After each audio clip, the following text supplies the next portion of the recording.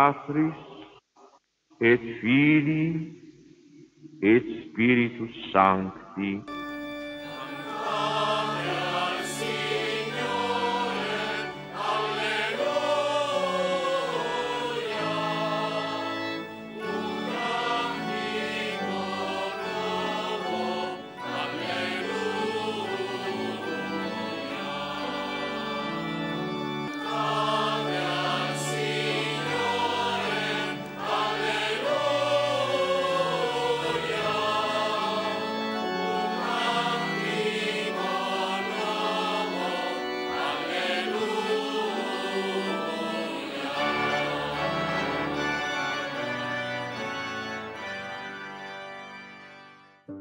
Le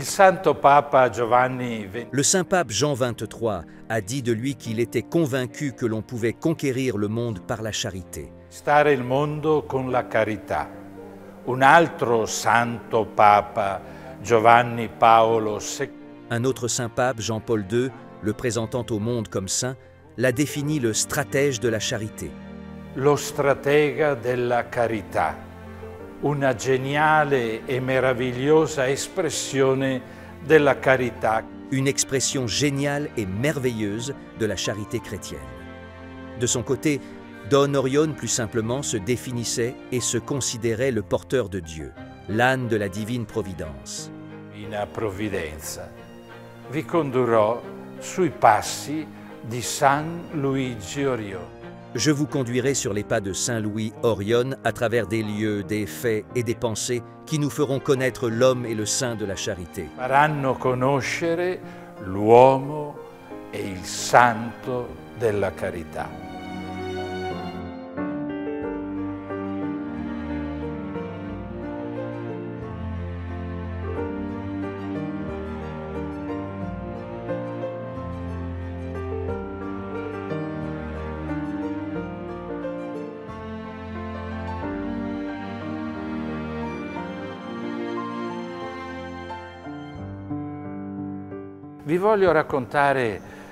Je veux vous raconter un épisode.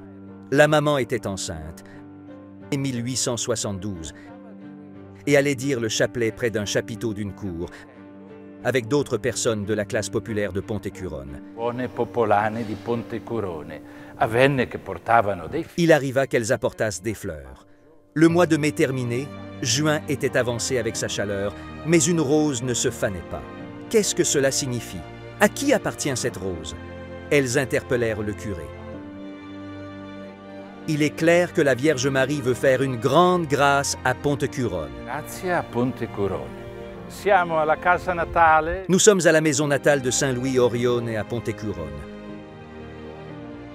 Vittorio et Carolina, les parents de Don Orione, étaient les gardiens de la villa de Urbano Ratazzi, le premier ministre du royaume d'Italie. Entrons dans la maison de Don Orione.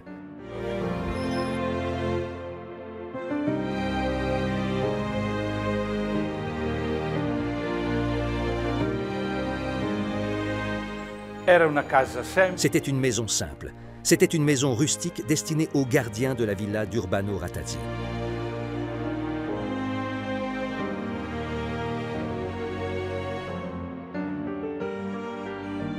Vittorio Orione, un uomo buono, un uomo semplice. Vittorio Orione, un homme bon, un homme simple, avait combattu dans l'armée pour l'Italie. Il avait les idées un peu garibaldines, disait Don Orione. Il ne fréquentait pas l'église, mais c'était un homme d'une grande honnêteté, présent dans sa famille, dont Don Orione a pris le caractère fort. Carolina Orione, una donna. Carolina Orione, une femme qui sut transmettre à Luis Orione et aux deux autres enfants cette chaleur de famille qui s'ajoutait à la chaleur de la religiosité. Si accompagnava al calore della religiosità. Don Orione disait « Je dois tout à ma mère ». Une femme, une famille, pauvre dans laquelle régnait la loi du travail et du sacrifice. Don Orione eut à dire « Parmi les grâces que le Seigneur m'a faites, j'ai eu celle d'être né pauvre. »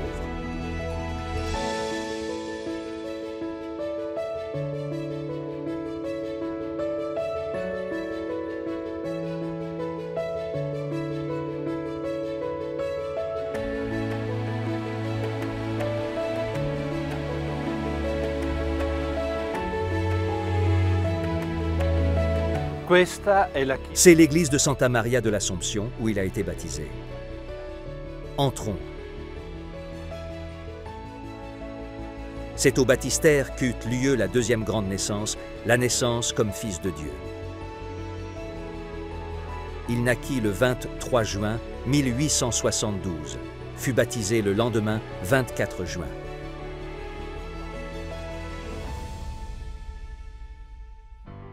Ils lui donnèrent le nom Louis. Tout ici parle de lui. Il se souvenait que sa mère le voulait à côté d'elle quand elle venait à la messe et qu'elle était ici, précisément à cet endroit, devant cette image de la Vierge. C'est donc la première image de la Vierge qui s'est imprimée dans ses yeux et dans son cœur.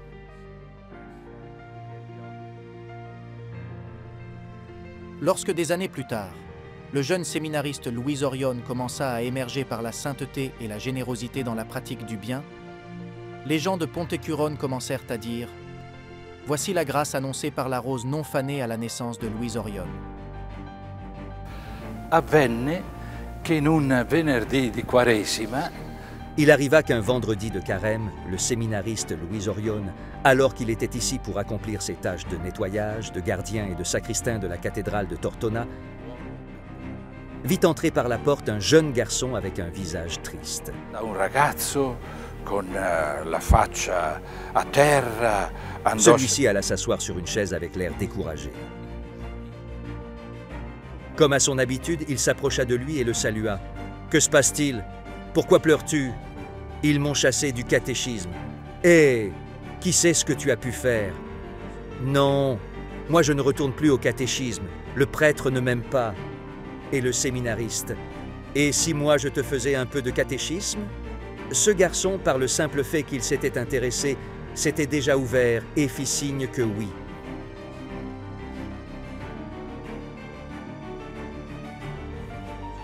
Il s'assit à côté de lui et commença ainsi, avec quelques bonnes paroles.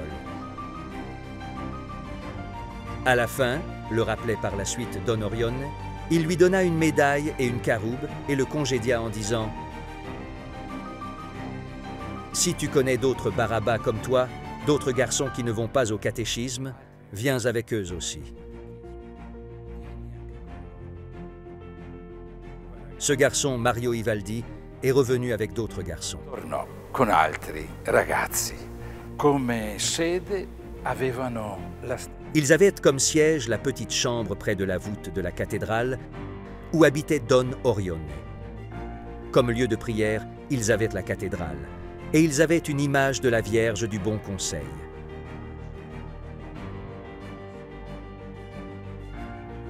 Une grande œuvre née d'une petite semence. piccolo. Questa è la forza creatrice di Dio, questa è la divina provvidenza. Telle est la force créatrice de Dieu. Telle est la divine providence qui se révèle dans les disproportions entre ce qui est humain, concret, documenté, et les effets qui en découlent. La petite œuvre de la divine providence. Opera della divina provvidenza.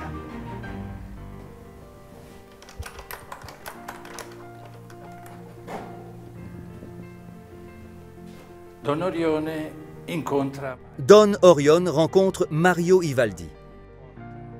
Mario Ivaldi emmène à Don Orione d'autres jeunes qui étaient dans les rues. Don Orione commence avec eux un rapport d'amitié. Il fait un peu de catéchisme, il les conduit à jouer, dit quelques paroles édifiantes. Che parola buona. Nasce così il primo oratorio orionino intitolato a San Louis. C'est ainsi que naît le premier oratoire orioniste, intitulé à Saint-Louis. Et il fallait trouver un siège pour ce petit groupe de garçons. Don Orione n'avait rien. Il était le sacristain de la cathédrale. Mais il avait une petite pièce où il habitait et, tant qu'ils étaient en petit nombre, il les emmenait ici. Li conduceva quassù.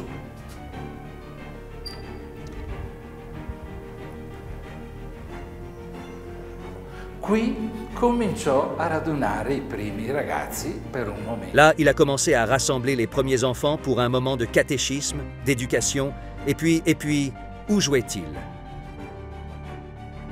Regardez où il les faisait jouer.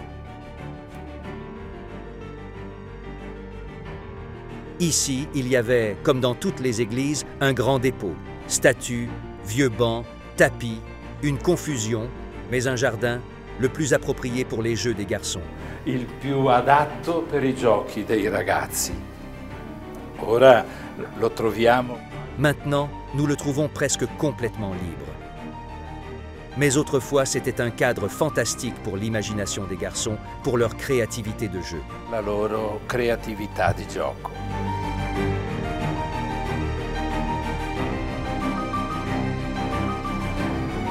C'era un inconveniente però. Qui, Mais il y avait un inconvénient. Ici, derrière ce mur, il y a la cathédrale, il y avait des gens qui allaient parfois prier, il y avait des chanoines qui se retrouvaient à des heures déterminées pour réciter l'office.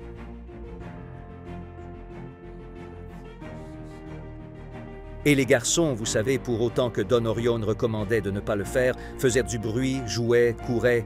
Il y eut une plainte et il a fallu déménager. D'où lui vint une aide.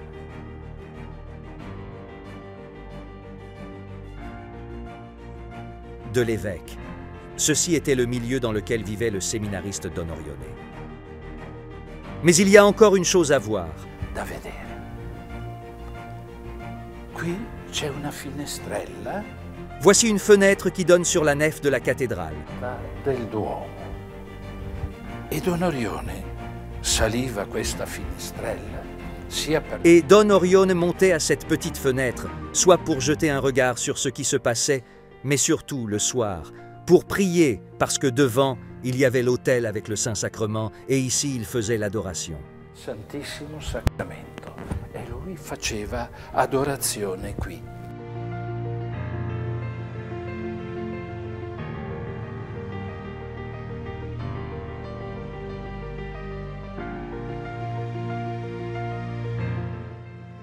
Je te vois de loin, chère lampe, briller là-bas comme une étoile. Oh, combien de choses donne ta flamme! Cette âme têtue est toujours là pour apprendre. Laisse-moi sentir quel délice c'est faire toujours avec Jésus doux séjour, consumer ma vie pour lui. Non posso non ricordare come l'opera Je ne peux pas ne pas me rappeler comment l'œuvre de Don Orione est née précisément entre l'autel, l'amour du Seigneur, et les jeunes, les personnes, l'amour du prochain. Le groupe des garçons s'est déplacé sur une petite place ici à Tortona, la petite place du crucifix. On l'appelait ainsi parce qu'il y avait une petite église, où il y avait un grand crucifix. Ceci. L'évêque, vu la bonne intention, la capacité et la suite qu'avait Don Orione avec les garçons, mit à sa disposition le jardin de sa maison. Bien content lui.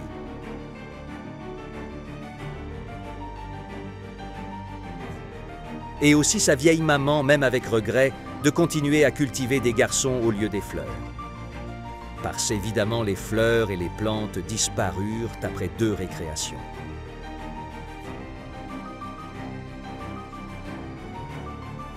L'évêque donna forme.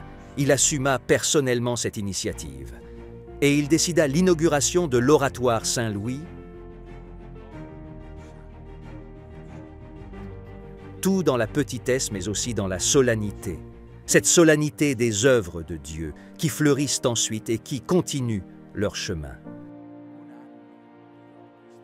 Cette activité dura 1 année. Puis surgirent de nouveau des mécontents, des difficultés, parce que les garçons de Don Orione dérangeaient en ville, jouaient sur les places, dans les rues, et l'évêque donna à contre-cœur l'ordre de fermer cet oratoire. Il avait été ouvert le 3 juillet 1892 et le 2 juillet 1893, Don Orione doit fermer. Il ferma, mit la clé dans la main de la Vierge Marie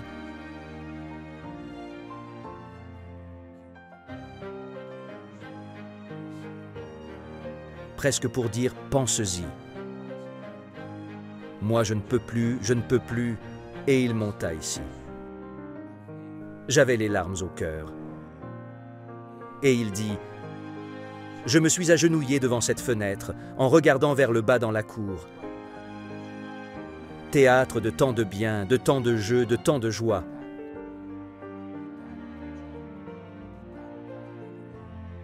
Je pleurais, je pleurais et je pleurais. Je pleurais et je priais. Et je priais, et je m'endormis avec les bras sur le rebord de cette fenêtre. Et je rêvais.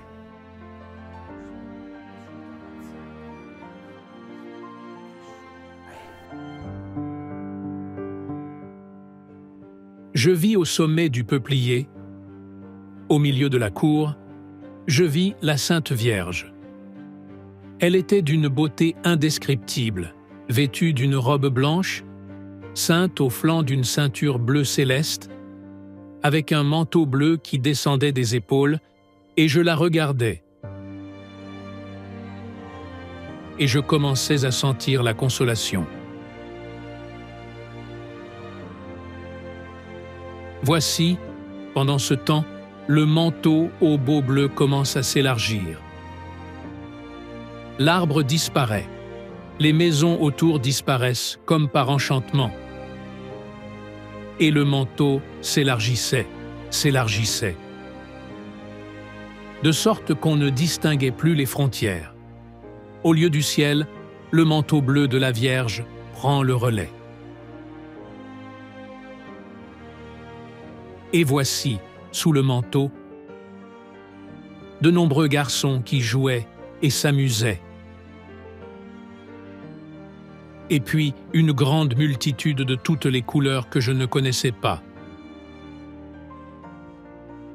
Et ils se multipliaient jusqu'à ressembler à tout un fourmilier. La Vierge Marie se tourna vers moi en me les indiquant et dit « Prends ».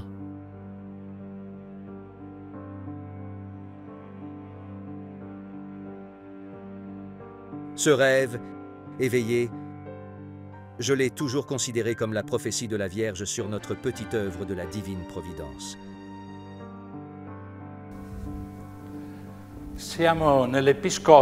Nous sommes à l'évêché du diocèse de Tortona. La fondation de la congrégation de Don Orione a eu lieu dans un rapport étroit entre Don Orione et son évêque, qui était à cette époque Monsignor Igino Bandi. Tempo era Monsignor Igino Bandi.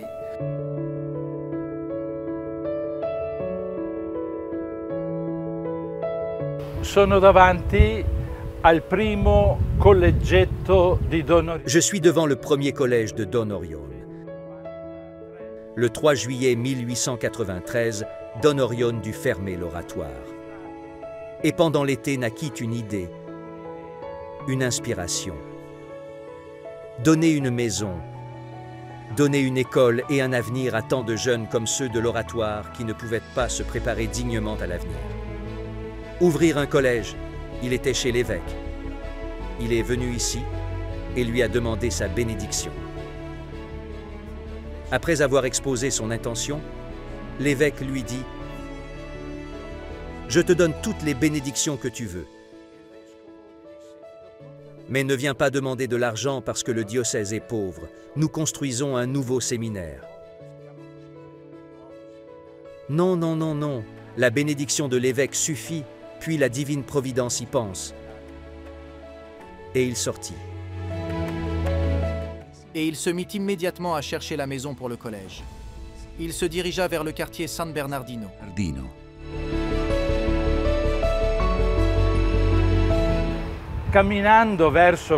En marchant vers ce quartier de la ville, Don Orione rencontre un garçon qui le salue et lui dit « Don Orione, où allez-vous si heureux ?»« Et, dit-il, je vais ouvrir un collège. »« Ah oui? Où ? » ?»« Et je ne sais pas encore. Je cherche la maison. » Le garçon dit « Mais j'ai un oncle qui a une grande belle maison et qui veut la louer ou la vendre. » Et il l'accompagne chez son oncle Stazzano. E l'accompagna qui dallo zio Stassano. Il colloquio fu breve, quanto... L'entretien fut bref, assez pour que M. Stazzano soit favorable à cette initiative. Mais il faut aussi un peu d'argent.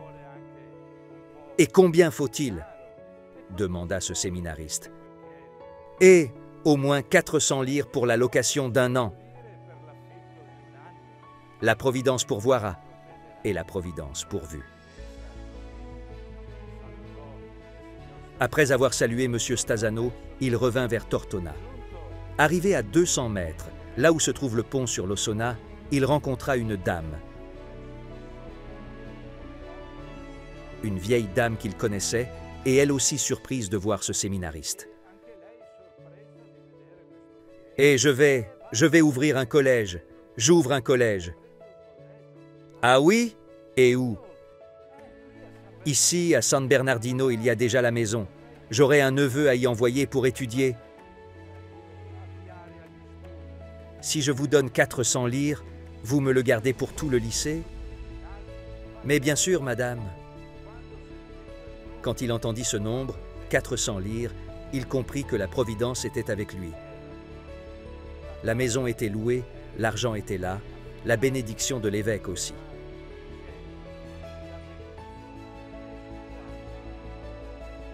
Don Orione revint victorieux vers l'évêché. Le portier qui l'attendait lui dit d'aller tout de suite chez l'évêque parce qu'il était inquiet et voulait lui parler.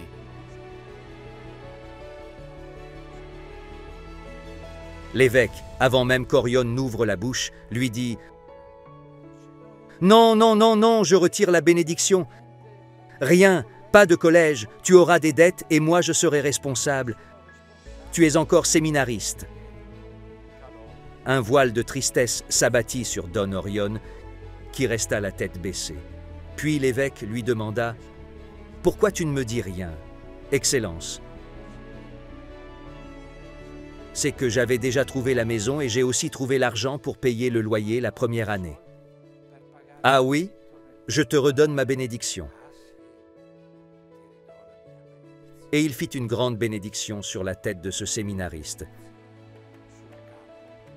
Puis il dit « Je me suis rendu compte que le doigt de Dieu agissait avec ce séminariste. » Agiva con quel chierico.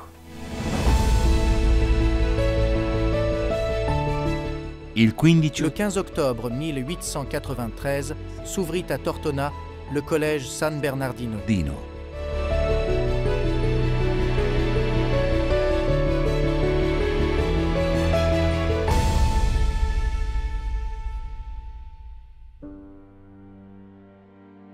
Que l'on ne s'imagine pas que les prévenances de l'Église soient si entièrement, uniquement destinées au salut des âmes, au point de négliger ce qui appartient à la vie morale et terrestre. L'Église veut et garantit que les prolétaires, en particulier, sortent de leur état malheureux et améliorent leurs conditions de vie. Mais ce n'est pas une industrie humaine qui pourra suppléer à la charité chrétienne, toute consacrée au bien d'autrui. Elle est une vertu qui jaillit seulement du très saint cœur de Jésus-Christ.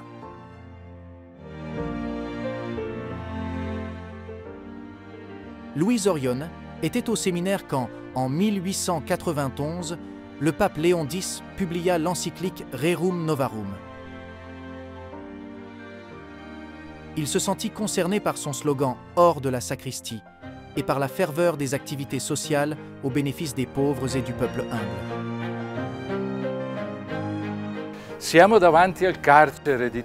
Nous sommes devant la prison de Tortona de l'époque. Déjà en tant que séminariste, il venait visiter les détenus et leur faisait un peu de compagnie en jouant de la mandoline. Tous savaient qui était ce séminariste qui allait les voir.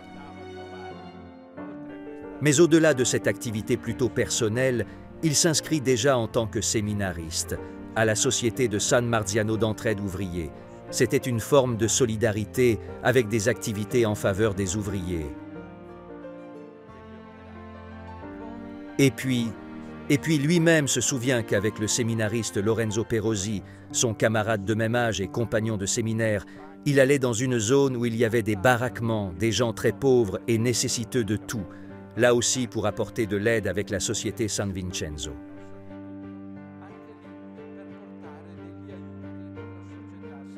Voici, telles étaient les activités sociales, dirons-nous aujourd'hui, d'intérêt pour les pauvres gens de Don Orione séminariste, celles qui lui étaient possibles. E di Don Orione chierico, quelle che gli erano possibili. C'était un séminariste franc et entreprenant dans le bien. Le père de Lorenzo l'aidait dans la gestion du collège. Giuseppe Perosi, qui entre-temps était déjà maître de chapelle de la basilique San Marco à Venezia. Un jour, son père lui manifesta son inquiétude parce que, disait-il, le patriarche de Venezia me le gâte. Il l'invite à sa table, prend du tabac devant lui et joue aux cartes ensemble.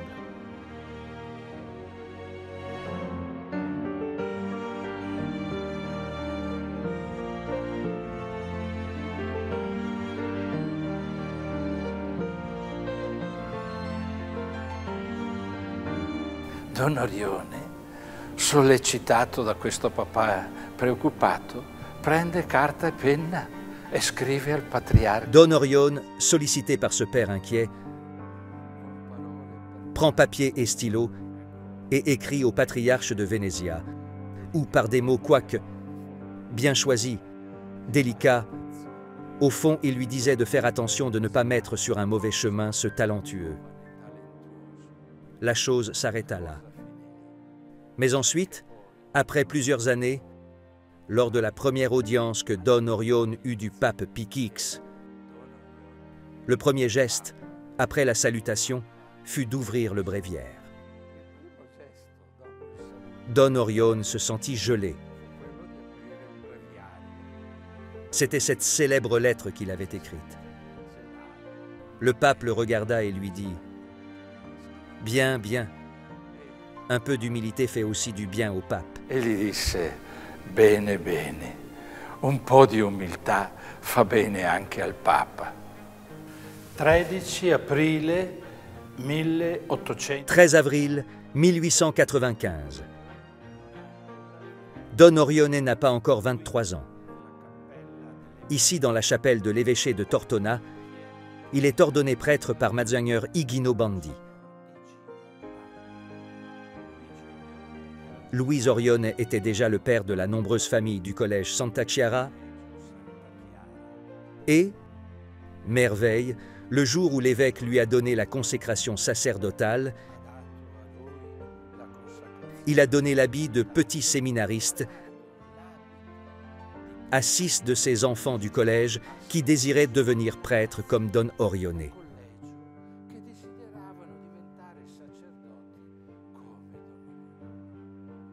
Lui, il est déjà père et avec des fils. La nuit avant son ordination sacerdotale, il l'a passé au chevet d'un ancien prêtre de Tortona pour veiller sur lui. Et précisément cette nuit-là, il mourut. L'ordination sacerdotale fut préparée par ce geste de charité.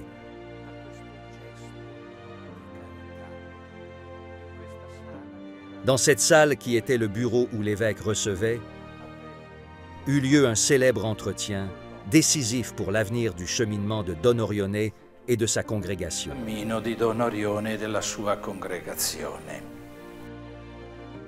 En 1903, il s'agissait de la reconnaissance de la congrégation par un décret de l'évêque. L'évêque estimait le jeune fondateur, mais il avait tant de doutes sur l'avenir de cette congrégation naissante, fondée sur la confiance en la divine providence, mais fragile de personnes et de ressources économiques. Il aurait voulu qu'il reste dans le diocèse et avec à sa tête un administrateur plus avisé, à la place de Don Orione. E convocò Don Orione qui per... Il convoqua Don Orione pour lui donner la communication. L'évêque épuisa tous ses arguments pour motiver sa décision, puis lui dit « Et maintenant, que dis-tu » Don Orione se mit en silence à genoux. Des secondes très longues. Tant pour Don Orione que pour l'évêque, peut-être dit-il un Ave Maria comme il avait l'habitude dans les grandes décisions. et puis, les yeux baissés, il dit « Excellence, j'accepte votre décision. Mais je crois que, en conscience, pour cette décision, vous ne devriez pas, demain matin, célébrer la messe. » L'évêque comprit. Ce n'était pas l'orgueil, ce n'était pas l'amertume qui faisait parler Don Orione, mais c'était la conscience que cette œuvre était inspirée par le Seigneur. C'était, comme il le disait, une œuvre de la divine providence. Et l'évêque, les bras larges, dit « Je te donne toute ma plus ample bénédiction. Je vois que le Seigneur est avec toi. » Et il se retira.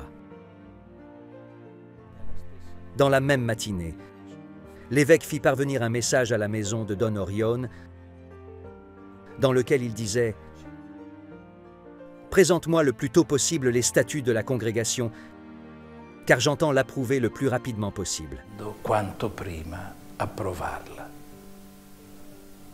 Il 21 marzo Le 21 mars 1903, l'évêque publia le décret d'approbation de la congrégation. La cause du Christ et de son Église ne se sert qu'avec une grande charité de vie et d'œuvre. Notre but particulier et spécial est d'unir avec un lien très doux et très étroit de tout l'esprit et du cœur les enfants du peuple et les classes laborieuses au pape et à l'Église pour instaurar omnia in Christo. Et cela avec l'apostolat de la charité parmi les petits et les pauvres. Les œuvres du Seigneur ne sont pas comme les œuvres du monde. Elles sont comme des pyramides renversées. Elles commencent avec peu et s'étendent grandement. Les œuvres de la Providence sont comme une petite graine qui devient alors une grande plante. Aux jeunes fondateurs se joignirent des séminaristes, des prêtres, des religieuses et des laïcs. Ils grandirent, grandirent, grandirent. Ils vivaient en communauté, priaient et travaillaient durement du matin au soir. Le but particulier et spécial de la congrégation est de diffuser la doctrine et l'amour de Jésus-Christ, du pape et de l'Église, en particulier dans le peuple. À côté d'une œuvre de culte se dresse une œuvre de charité. Notre prédication est la charité. La charité ouvre les yeux à la foi et réchauffe les cœurs d'amour envers Dieu.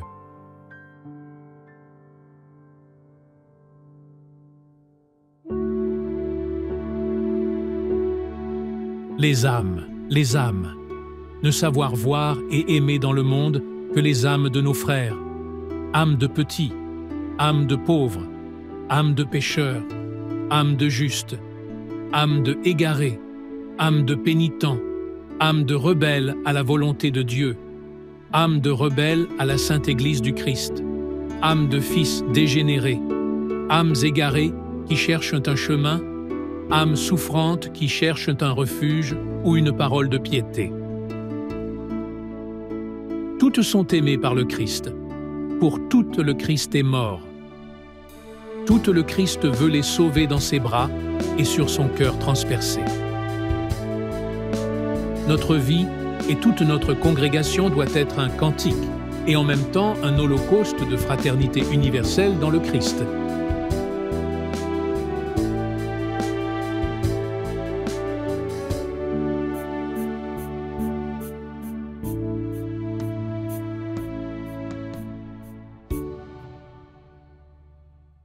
La piccola opera della Divina Provvidenza. La petite œuvre de la Divine Providence, comme le voulait Don Orione, est une plante unique mais avec beaucoup de branches. La branche des fils de la Divine Providence est formée de religieux frères, des prêtres, d'ermites. La branche des petites sœurs missionnaires de la charité comprend les sœurs de vie apostolique mais aussi les sœurs de vie contemplative. Et il y a aussi les consacrées séculières, c'est-à-dire les personnes qui vivent dans le monde, qui sont dans le monde, mais qui se consacrent par des vœux. Et il y a beaucoup, de très nombreux, un nombre incalculable de laïcs qui forment le mouvement laïcal orioniste. Nous sommes dans la première petite maison de San Bernardino, le premier collège fondé par Don Orione. Ici, Don Orione a transmis son esprit, sa parole, son enseignement. Dans cette chapelle, il fit vêtir les 3 premières jeunes filles auxquelles il donna le nom de Sœur Foi, Sœur Espérance et Sœur Charité. Notre nom est Petite Sœur missionnaire de la charité, donnée par Don Orione lui-même. C'est la substance de charité que nous devons être. Exprimer la charité qui est dans le cœur du Christ, la charité qui doit resplendir dans le cœur de l'Église et qui est celle qui exprime l'amour de Dieu envers les plus petits, envers les plus marginalisés, envers les plus pauvres. Nous sommes sur les 4 continents. Nous cherchons à vivre à la tête des temps, en cherchant à relever les défis du monde contemporain et en cherchant à mettre toujours au centre Jésus qui habite dans les pauvres. Dès le début, Don Orione développa la branche des ermites de la Divine Providence dédiée à la prière et au travail. Nous sommes arrivés à l'ermitage de Sant'Alberto de Butrillo, dans l'outrepôt de Pavia. Ici, nous rencontrons une communauté d'ermites de la Divine Providence. La Divina Provvidenza.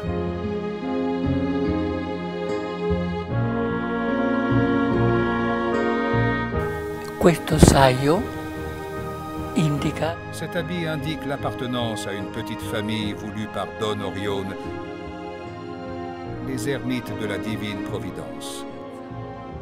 Dans la congrégation qui est toute consacrée aux œuvres de charité, donc de vie active, nous sommes une petite branche de vie contemplative. Don Orione nous appelait les Moïse sur la montagne, c'est-à-dire ceux qui tiennent les bras levés, tandis que les autres combattent dans les champs de l'apostolat de la charité.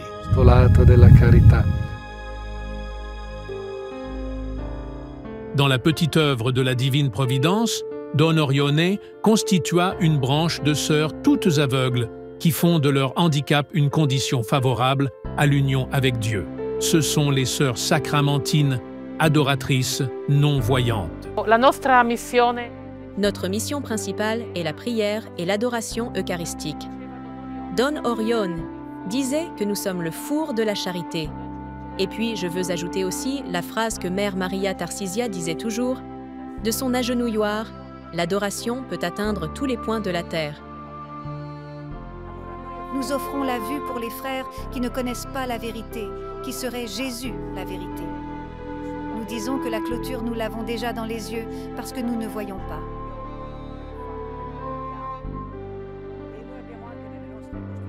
Nous avons aussi dans nos constitutions d'offrir l'absence de la vue précisément pour les frères qui ne connaissent pas la vérité, qui n'ont pas la lumière dans le cœur. La présence de Don Orione à Rome commença en 1900. Ce fut le cardinal Radini Tedeschi qui lui indiqua la possibilité d'y ouvrir une colonie agricole, la colonie agricole de la Nunziatella, juste à l'extérieur de Rome.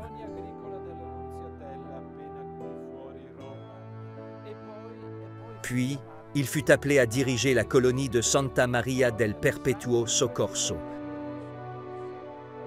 sur les pentes de Monte Mario, et la colonie agricole de San Giuseppe al Trionfale.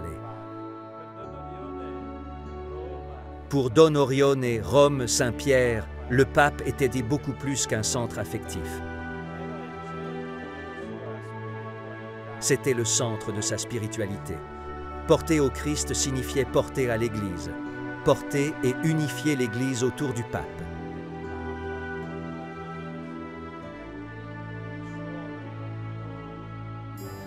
Et lui et les siens, nous faisons un 4e vœu de fidélité spéciale au pape, qui indique précisément cette passion pour l'unité de l'Église, une unité de l'Église à consolider, à renforcer par la charité. La charité est notre prédication, disait Don Orione. La charité est le sang de l'Église. Et ça.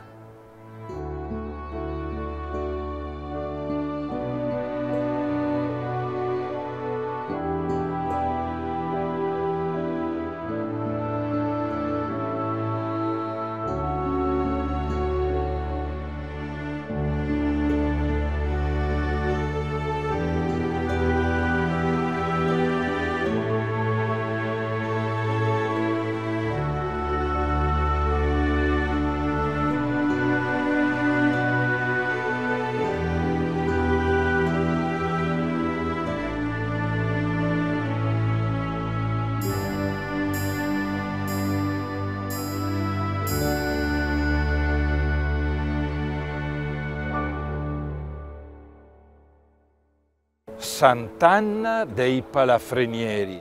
Sainte-Anne des Palafrenieri, cette église, avec sa maison annexe, fut confiée à Don Orione en 1904. Cette église fut confiée aux soins d'un des plus braves et saints jeunes prêtres de Don Orione, le serviteur de Dieu Gaspare Goggi. La présence de la congrégation à Sainte-Anne des Palafrenieri donna l'occasion à Don Orione de se faire connaître et entra dans l'estime et aussi dans la dévotion de nombreux personnages ecclésiastiques du Saint-Siège et surtout des papes. Santa Sede e soprattutto dei papi. Pie X me fit appeler un jour et dès qu'il me vit, c'était en 1906, il ne m'a même pas donné le temps de faire la génuflexion et il me dit « Prépare-toi. Je t'envoie en Patagonie. » La Patagonie était un quartier hors de la porte Saint-Jean où il y avait tout à faire. Cela semblait vraiment être en mission. Même l'église manquait. « D'ici 8 jours, dit-il, tu dois ouvrir une chapelle. » Quelques jours plus tard, j'ai loué une étable, une écurie pour chevaux, pour en faire une chapelle. Elle est devenue la paroisse de Ognissanti. C'est une paroisse commencée et configurée pastoralement par Don Orione. À côté de l'église, il fit surgir une école, comme c'était son style, des cercles ouvriers, des activités pour les jeunes, l'oratoire, l'école de couture pour les femmes.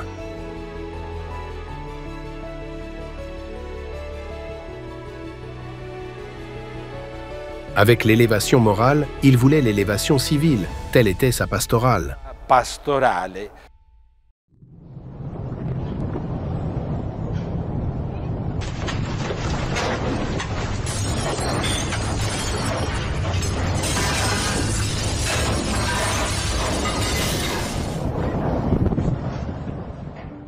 Le 28 décembre 1908, un terrible tremblement de terre détruisit presque complètement les villes de Reggio Calabria et de Messina, faisant environ 80 000 victimes.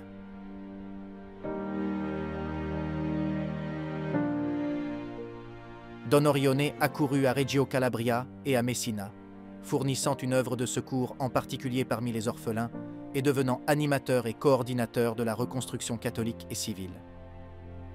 Il y resta 3 ans. Le 13 janvier 1915, la terre trembla encore, dévastant la région de la Marsica en Abruzzo. Se renouvela l'épopée du secours de Don Orione aux victimes du tremblement de terre. C'étaient les années de la Première Guerre mondiale.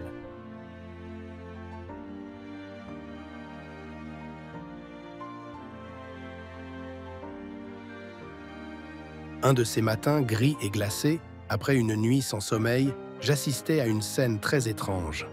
Un petit prêtre négligé et mal en point, avec une barbe d'une dizaine de jours, errait dans les décombres entouré d'une foule d'enfants et de jeunes restés sans famille. C'est alors qu'arrivèrent et s'arrêtèrent 5 ou 6 voitures. C'était le roi avec sa suite qui visitait les communes dévastées. Dès que les illustres personnages descendirent de leurs voitures et s'éloignèrent, le petit prêtre, sans demander la permission, commença à charger sur l'une d'elles les enfants qu'il avait recueillis. Les gendarmes s'y opposèrent, occasionnant une vive lutte. Tout intimidé, le prêtre s'avança alors et, le chapeau en main, demanda au roi de lui laisser pendant un certain temps la libre disposition d'une de ses voitures afin de pouvoir transporter les orphelins à Rome. Vu les circonstances, le roi ne pouvait pas refuser. Dès que le petit prêtre, avec sa charge de petit garçon, se fut éloigné, je demandai autour de moi « Qui est cet homme extraordinaire ?» Une vieille dame qui lui avait confié son petit-fils me répondit « Un certain Don Orione, un prêtre assez étrange. »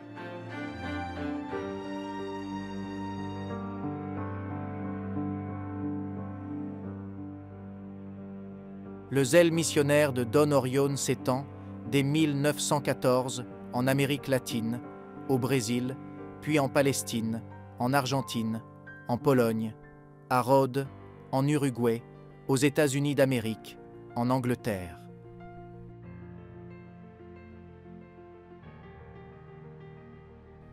Il fut lui-même missionnaire en Amérique latine en 1921 à 1922 et en 1934 à 1937, atteignant même le Chili. Aujourd'hui, la congrégation est répandue dans le monde entier dans de nombreux pays, avec l'ardeur missionnaire qui a caractérisé Don Orione et qui a passionné son cœur. Le missionnaire de Don Orione est un missionnaire de l'Église. Il va dans le monde annoncer l'Évangile. Allez dans le monde entier prêcher l'Évangile. Et Don Orione avec cette note charismatique d'évangéliser avec l'Évangile de la charité. C'était sa petite chambre personnelle. Et c'était aussi la direction de la petite œuvre de la divine providence. La congrégation qui se développa prodigieusement.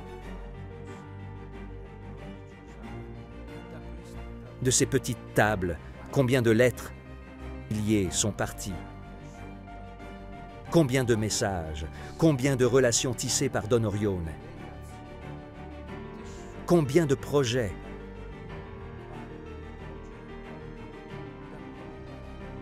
C'est de là qu'est partie, par exemple, cette célèbre lettre à Benito Mussolini, dans laquelle il lui demanda ardemment de prendre au sérieux et de conclure la conciliation entre l'État et l'Église.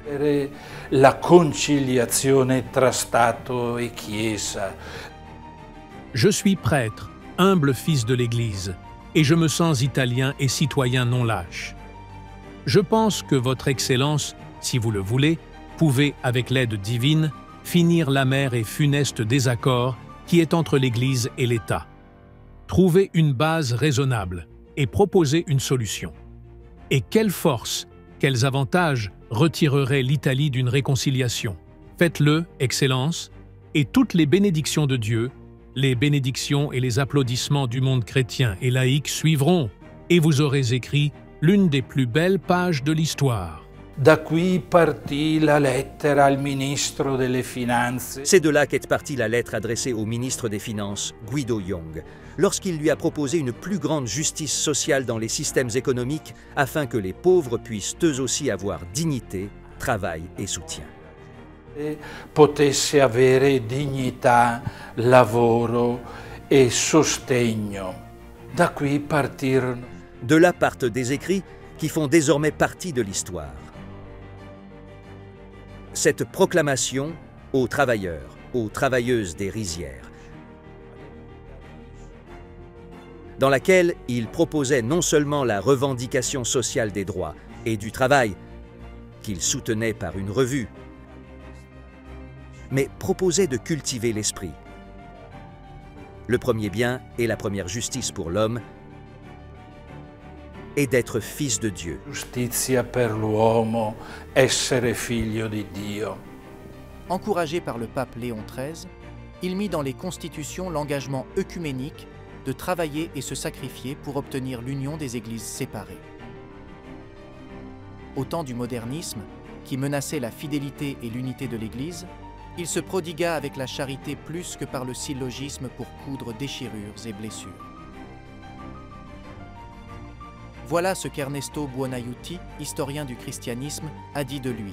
« Tu es un bon samaritain, tout le monde le sait, je le sais mieux que quiconque. Je suis toujours assoiffé de ton souvenir. Prie et souviens-toi de moi, ami saint et vénéré. Salut. Salut de la part du proscrit et de sa mère toujours affligée. Le souvenir des paroles qu'elle m'a dites, à des heures inoubliables, est toujours vivant et fructueux dans mon cœur. » Giovanni Semeria, écrivain et orateur, ajouta « Tu es un peu comme la charité du Seigneur qui ne ferme pas les portes. Vous avez commencé l'œuvre de mon salut, que le Seigneur vous aide à l'accomplir. » Il s'est également occupé du féminisme inspiré par les principes chrétiens. Il fut prédicateur, confesseur et organisateur infatigable de pèlerinages, missions populaires, processions, crèches vivantes et autres manifestations populaires de la foi.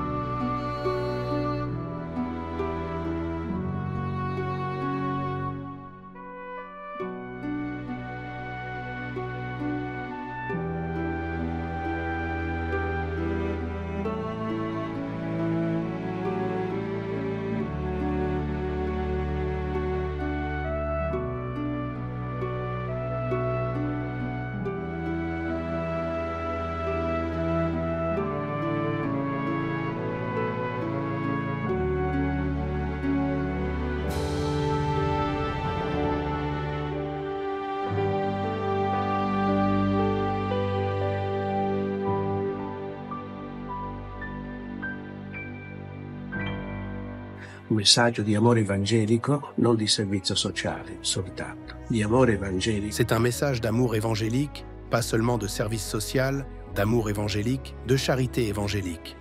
Les œuvres de charité, les œuvres de Don Orione et les vôtres sont vraiment des lieux d'amour vécu, et l'amour quand il est sincère, quand il est gratuit, sans intérêt ou d'image ou d'autres genres, ouvre la porte de l'intelligence, purifie l'intelligence, et l'intelligence devient plus capable d'accueillir et d'obéir à la vérité, surtout celle de Dieu et de l'homme. Soprattutto quella di Dio e dell'uomo.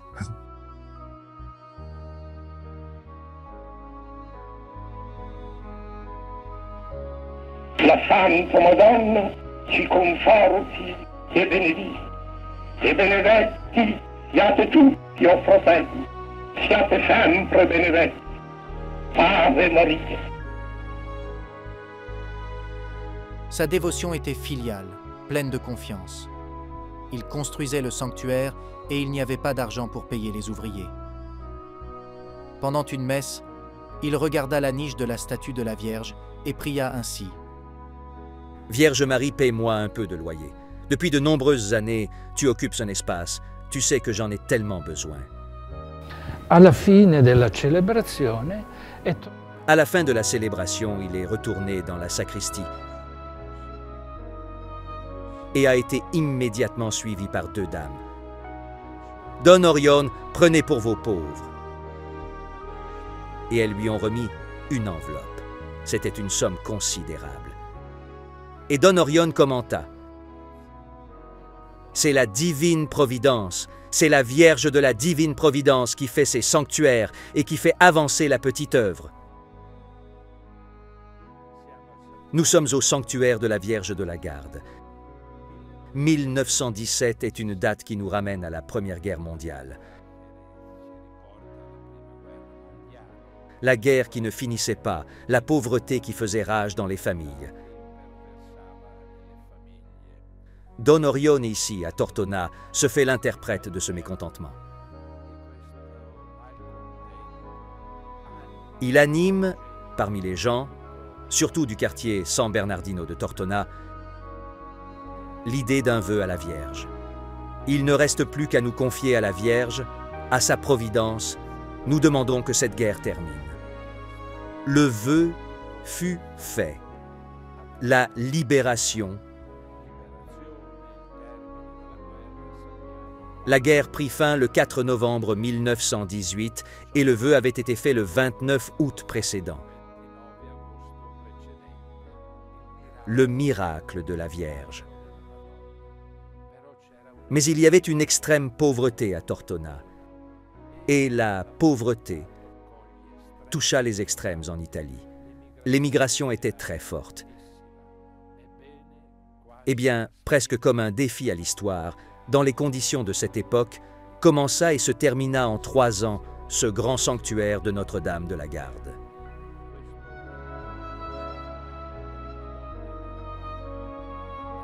Beaucoup d'ingéniosité, parce que la confiance de ceux qui regardent vers le ciel augmente les forces beaucoup plus que ce que la nature et les ressources ne permettent.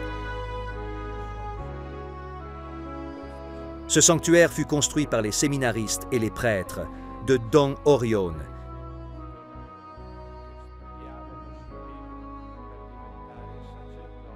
Qui étudiaient pour devenir prêtre et, à tour de rôle, ils devenaient ouvriers, maçons de la Vierge. C'était la foi qui animait la fatigue. C'était la foi qui animait le travail et la construction du sanctuaire. Dévotion et activité personnelle marchaient ensemble. En 1931, le spectacle de cette maison de la Vierge, comme on l'appelait. Don Orione en vint à dire et à répéter. Marie est notre céleste fondatrice, et je le dis, ajoutait-il, non seulement par dévotion, mais pour de nombreux de faits qui, dans l'histoire de la congrégation, témoignent de l'intervention directe et prodigieuse de Marie. La congregazione testimoniano l'intervento diretto e prodigioso di Maria. Revenu d'Amérique latine, Au cours des 3 dernières années de sa vie, Don Orione résida habituellement dans la maison mère de Tortona. Il donna une impulsion au Piccolo Cotolengo de Genova et de Milano. Il se prodigua avec un sacrifice total de santé, de temps et d'énergie partout où le besoin et la charité le demandaient. En 1939, il vit le drame de la Seconde Guerre mondiale qui commença avec l'invasion de la Pologne qu'il aimait tant. Ceux qui viennent dans cette petite chambre sont surpris de trouver ce grand drapeau de la Pologne qui couvre la moitié du mur de cette petite pièce.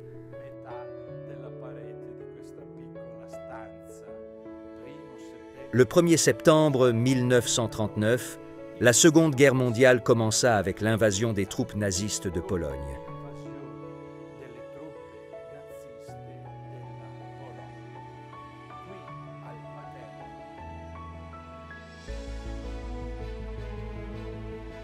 Ici, au Paterno, Don Orione avait 12 séminaristes polonais et partageait avec eux les inquiétudes, les craintes pour la guerre redoutée.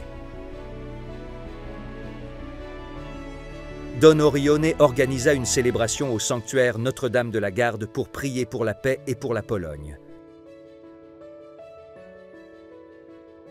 Il invita toute la ville et à la fin, à la grande surprise de tous, il fit poser ce drapeau sur l'autel du sanctuaire et invita tout le monde à passer et à embrasser ce drapeau.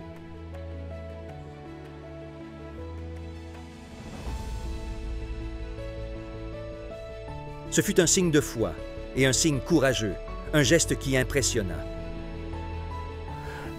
Tout le monde savait que ce n'était pas une provocation politique. Mais c'était le cœur d'un père qui avait poussé à ses initiatives vers ses enfants et vers la Pologne. Quei figli e verso la Polonia. Au cours de l'hiver de 1940, déjà souffrant d'angine de poitrine, et après 2 crises cardiaques aggravées par la pneumonie, il se laissa convaincre par les médecins et les confrères d'aller à San Remo, même si, comme il le disait, ce n'est pas parmi les palmiers que je veux vivre et mourir, mais parmi les pauvres qui sont Jésus-Christ. Sono venuto a darvi la buonanotte.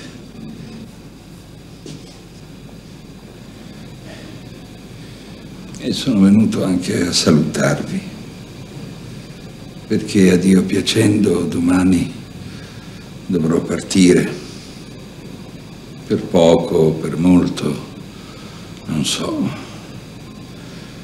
forse anche per sempre, se così piacerà al Signore. Ora mi vogliono mandare a Sanremo, ma io, se potessi esprimere un desiderio, direi che non voglio vivere e morire tra le palme, ma tra i poveri, che sono Gesù Cristo. E dunque io vi dico addio, figlioli miei diletti. Pregate per me e io vi porterò sempre, sempre sull'altare con me.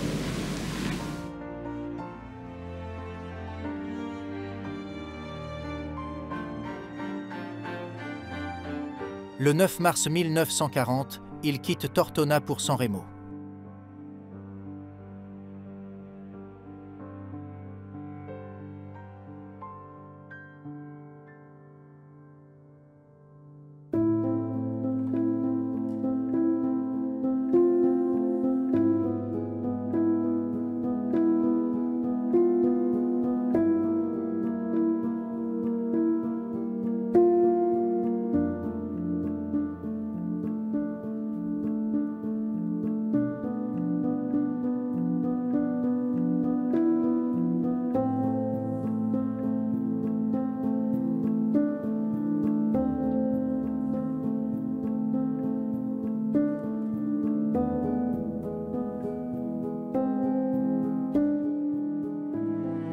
Les dernières paroles que nous savons sont presque le testament.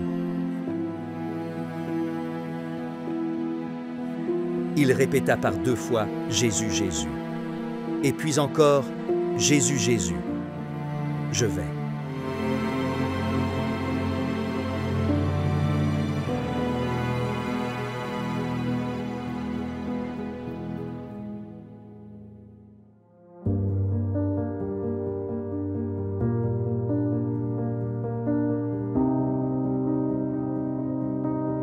Ce fut un triomphe d'affection et de dévotion aux proportions inattendues.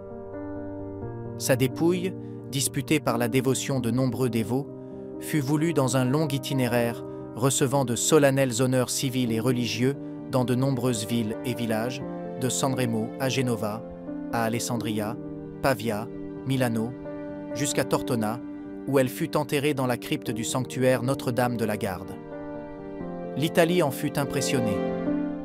Le cardinal Schuster commenta avec ses clercs « Il semble que les personnes ne se laissent plus convaincre par notre prédication, mais face à la sainteté, ils croient encore, ils s'agenouillent encore.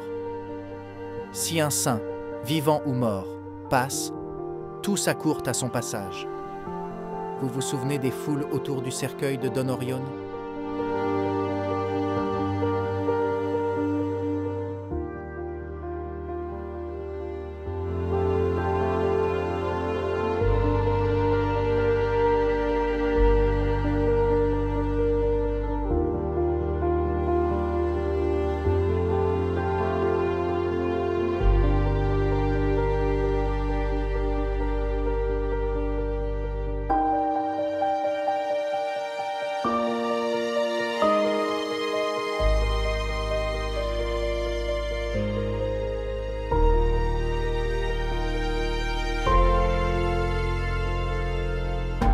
Ebbe la tempra e il cuore dell'Apostolo Paolo